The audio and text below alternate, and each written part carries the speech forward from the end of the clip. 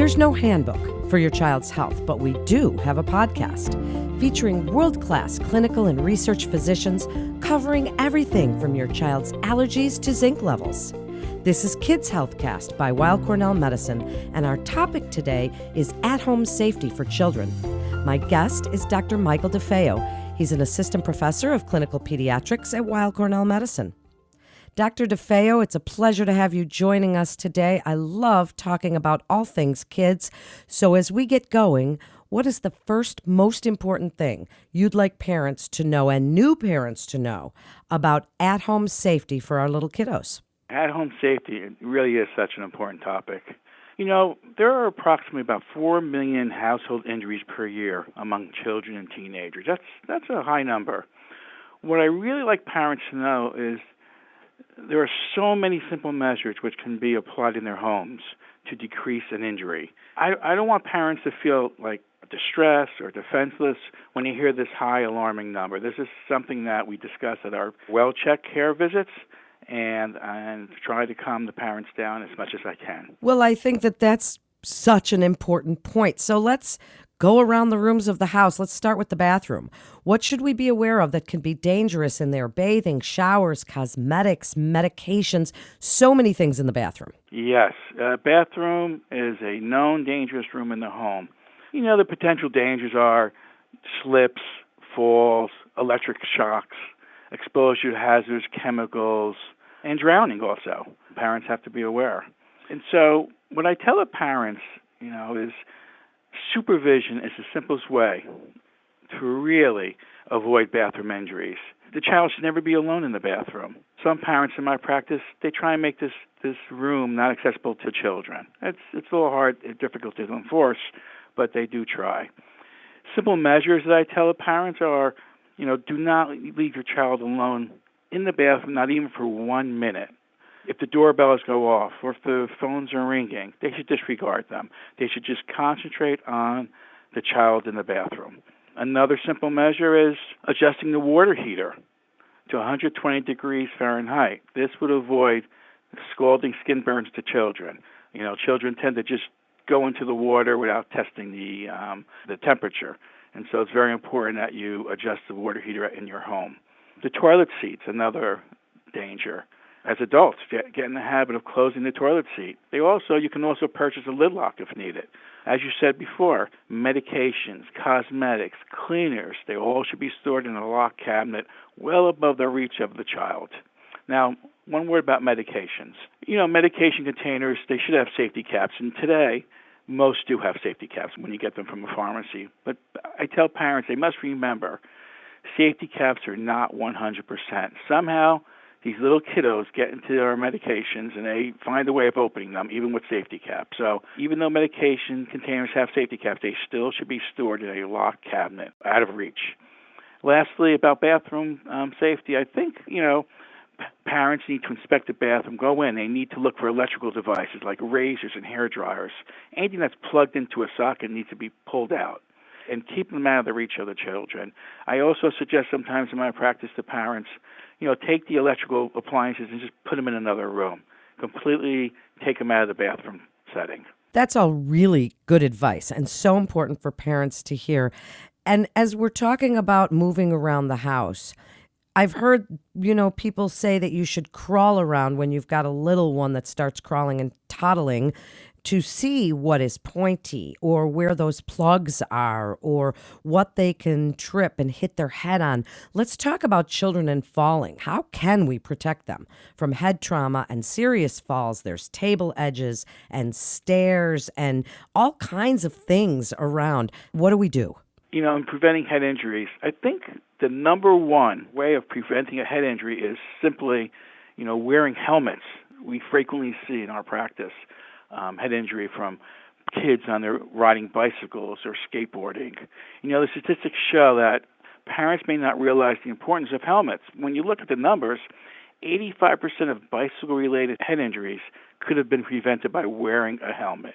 Now, in the practice, it seems that one question I frequently is asked is, how do I get my child, even teen, how do I get them to wear a helmet? They refuse to wear the helmet, and they don't want to wear a helmet. It produces anxiety between the child and the parent. Some simple tips are basically start at an early age. Encourage them to wear it at all times. And the parent should be a good example. The parent should wear a helmet and show the child, the safety concerns. Allow the child to pick out his or her helmet. It may be the design, it may be the color, and both these factors may contribute to the child wearing the helmet. In addition, the helmets should be properly secured or properly fitted for the child.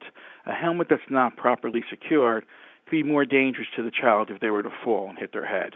Looking at other ways, home safety prevents head injuries. Like you stated before, a few simple measures like children should not be jumping on and off beds. We see so many times in our practice that a child jumps off a bed, is fooling around, and the next thing you know, they hit their head on the floor, and they have to go to the emergency room. The toddler beds, the rails should be always kept up. I don't truly advise bunk beds, but if a parent does have a bunk bed, I tell them to make sure the rails are up all the time. Placing bumpers and guards on furniture. A child can fall and hit into a sharp edge of a piece of furniture and lacerate their forehead or their head. So it's very important that you have these guards. Another one is safety gates at top and bottom of staircases. This will prevent the child from freely being able to go up and down steps, and there's a risk for falling down the steps at a younger age. Lastly is installing window guards, making sure that a child cannot open a window and fall out. These are just simple measures to prevent head injuries. Well, they are pretty simple measures. And as a parent who did have those bumpers on all the sharp tables and chair edges, people thought I was nuts, but I think it's such a great bit of advice. It's such a great idea. Are we still using baby walkers, Dr. DeFeo? Because, back in the day, we put the little guy in there and they'd cruise around the house. But now people have like 2 steps down to the living room or basement stairs. Are we still using those things? Great question, Melanie. We are not. We do not recommend any type of walkers due to the potential for a serious injury. Baby walkers send thousands of children to the ER per year due to injuries. The walkers basically, they increase risk for head injuries, broken bones due to falls. They also place a child at a higher level. A child can reach onto a stove and burn themselves. So they can reach and grab an object and ingest it, that they should not be able to do so. And so, baby walkers create potential for a serious injury. Well, while you're talking about ingesting things, and I want to get into choking, button batteries are something we've been hearing about from the American Academy of Pediatrics. What are they and where are they found? Button batteries, there's about 3,000 button battery ingestions each year. Well, it's not uncommon for when I'm on call to receive a call from a parent that their child may have swallowed a button battery or even may have placed it in their ears or their nose. Unfortunately, these button batteries, they're small, they're round, they're shiny, and they're very appealing to young children. The problem is that they're easily accessible through common household products. I'll give you an example like remote controls, toys, games, hearing aids. Grandparents come over and they leave their hearing aids out. There's tiny button batteries in hearing aids. Scales, people in the kitchens like to weigh their food on scales. Garage door openers, these are all common household products that everyone has in their home. And this is where the potential comes for the child to get a hold of one and ingest it. Now, what the parents need to know, it's a very serious concern. It can cause a major injury. For example, a lithium battery the size of a nickel can cause serious injury. So if a parent feels a child may have ingested a button battery, they need to look for symptoms like coughing, drooling, even wheezing. Gagging episodes would indicate a serious concern. If there are at all any suspicion, they need to take the child immediately to the emergency room. It's been shown that complications from button batteries can be seen in as little as 2 hours after they ingest it. Parents should also know not to give the child anything to eat or drink if they suspect that the child has swallowed a button battery. Wow, that's so important to know. Yeah. And Melanie, again, another very simple measure for parents to do is just to prevent this type of injury is just ensure that there's no loose batteries, that they're stored out of reach of the children. Look at the battery holder compartment. Make sure they're tightly sealed, because if a child gets a hold of an object and they shake it really hard, they can open up that battery compartment. And some parents even, they pursue and they buy toys that have tightly screwed in the battery component, so that if they're shaken or they're hit against a piece of other furniture, the battery will not fall out. Well, thank you so much, Dr. DeFeo, for that great advice. And we don't have a lot of time in these, but let's move to the kitchen, because burns and scorches, it used to be one of my biggest fears. I mean, it still is, and I have teenagers, and I'm like, get out of the kitchen when I'm boiling water or frying things. And then there's also choking for our littler ones when we're feeding them solids, and this could be a topic all in itself, but give us a brief overview of the kitchen and what you want us to know as the most important parts of the dangers in the kitchen. The kitchen is probably one of the most dangerous rooms in the household. Why? Well, we spend a lot of family time in the kitchen. And the children really want to be in the kitchen with us. They want to be part of the action. And so I know some parents do try to exclude the child from the kitchen, but again, that's difficult to enforce. But there's so many potential dangers in the kitchen. As you stated, I'm not sure if parents realize, but 30% of all fires start in the kitchen, right? You can have an electrical fire. You'd be cooking in a pan and hot grease. It could cause a fire. Leaving a stove on. The front burners can be also a problem. Another serious concern is burns, scalding-type burns. Again, the child gets into that kitchen, and he's a toddler, and he's able to now walk and then reach up, and he touches the front burner. He can burn himself just by touching the front burner. Other scary stuff in the kitchen: knives, sharp instruments, cleaning chemicals, hot ovens, dishware.